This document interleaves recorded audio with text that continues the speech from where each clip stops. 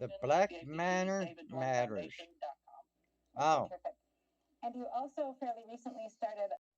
I haven't heard anything, but I also watch like Paw Patrol all the time. Yeah, I have no idea what the organization started as and what it has become, or maybe not the same thing. I don't recall hearing where that money went to, no. Me neither, but they were in the news because they were buying houses. It should be spent probably on more technical gear that will photograph anything that's going on. I got a sticker around the back of my car. I understand that it did not go to the families of the victims. I've seen nothing invested into it, but I guess maybe signs. No, I don't.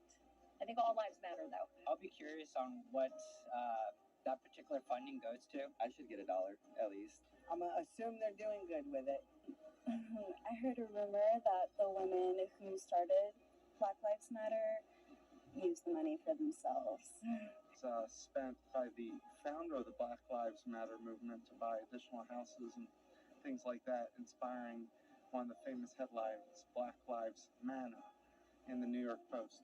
That money I'm being able to share that with the people. I don't know enough about Black Lives Matter to have an opinion. I really don't. There was definitely some headlines that I did not choose to click. I didn't know that they raised that, and I don't know how they spend it. In any organization, I don't believe that they do spend money correctly. How the funds are going to be used, who's going to be able to use them, who has access to it. All that stuff needs to be spelled out at the very beginning. No, because I didn't keep up with Black Lives. No, but good for them for getting that much.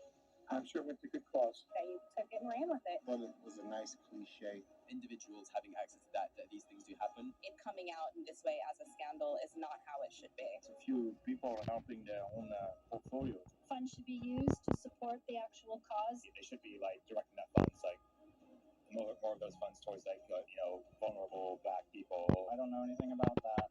That's something everybody want to know where it was spent. I mean, what's the point? I don't want to say anything bad on TV. Whatever that means. This is absolutely Orwellian. Can we turn to crime? As you know, the politicians, leaders in San Francisco vowed to defund the police, and then did a 180 when, I don't know, crime went up. They wanted to defund the police, diverted a bunch of money away from the police department, and then crime went up. Homicides went up. Shootings went up. Smash and grabs went up. And add to that the number of people that were looting high-end stores, because after all, you can take up to $950 worth of merchandise without any real consequence. Watch this. The police department here in Minneapolis needs to be dismantled, and we need to start anew. We've been doing policing all wrong for decades. In some cities, 40% of the budget goes toward policing, and police are terrorizing Black and brown communities. The evidence is clear across the country. We will redirect $120 million from law enforcement to support these priorities over the next 2 years. Let me repeat that. This is $120 million. It's a first step. But it's clear that law enforcement is not always the appropriate avenue to deal with these issues. Today, the chief and I are announcing an initial $76 million in reductions to the 2021 budget. Hey, why is it that the NYPD gets $6 billion, but our housing doesn't get that much, our youth services don't get that much, our health services don't get that much combined? Like, why do we need tanks? When people ask me what does a world where we defund the police, where, defunding police looks like, I tell them it looks like a suburb. A world where we defund the police looks like a suburb. Suburbs have a lot of police, and they have private police to supplement the public police.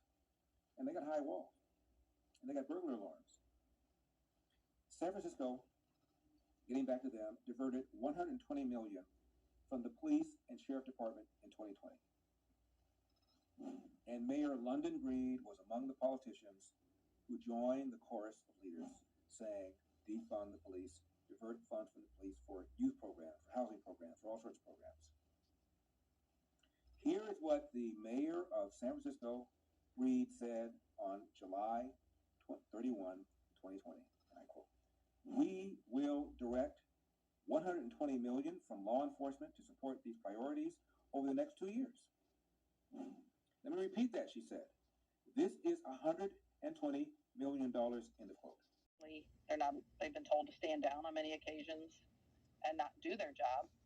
But it's getting increasingly difficult. Those ones that are really close to retirement are staying. Those under a 10-year mark are the ones usually fleeing and going to another agency, for their families. They're looking for more protection, an agency who pays more and an agency who actually can keep their manpower up. Are they going out of state? Do you know, are there specific destinations?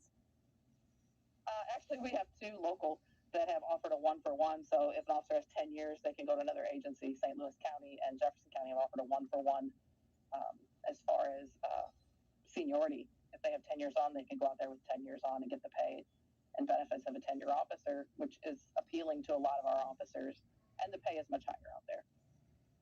So St. Louis isn't looking at that and saying, if we don't want to lose more officers, we better step up our game? No, actually, our mayor told us we had enough manpower to deal with what the calls that we handle. She told us we have the manpower. We just are not utilizing it properly, which those of us that were on the street know that that's a huge lie. To his murder, how did that impact you? What happened? The Republican Party did reach out to me, several of them did, just to offer their condolences, nothing more. Donald Trump did call. Donald Trump has a history of calling law enforcement and first responders' families when someone is lost in line of duty to offer his condolences, offer his help. There was nothing new. But Dave was actually known in the community, and he worked with a lot of the Democrats. And I didn't get one phone call or one condolence from any of them, which I thought was kind of odd.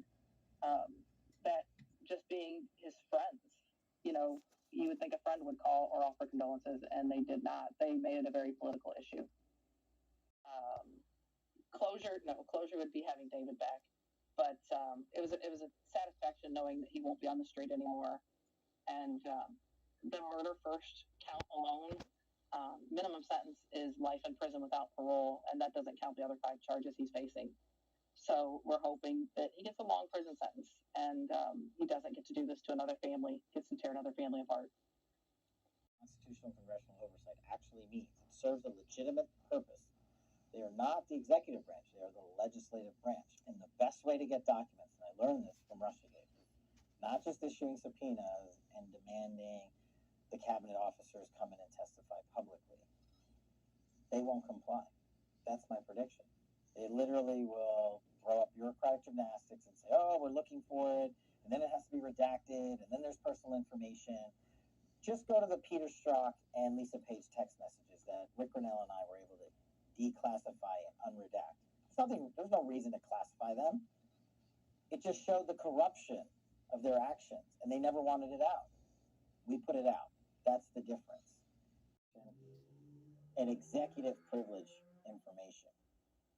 On what basis, in what law, is the FBI conducting a raid of the former president's home to take that information? That should never happen in the United States of America. Think about it. If you were just accused of a criminal offense and your attorney's home was raided and they took conversations and communications you had with your attorney in the preparation of your defense, wouldn't you be outraged? Yeah, because it's against the law. It's no different, except now you're talking about the President of the United States. So what's DOJ's explanation going to be for this one? The search warrant was overbroad and overly vague, and we didn't direct people to take the things that they were supposed to take. They just took everything.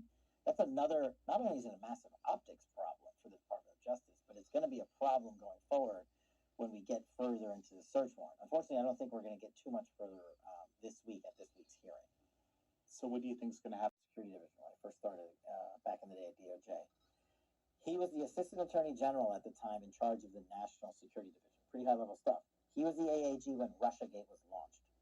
He is now the number 3 at the Department of Justice. Lisa Monaco was a senior DOJ official that John Carlin used to work for back in the Obama administration. She then went to the White House and I think was on the National Security Council or some other high-level position. Now she's back at DOJ.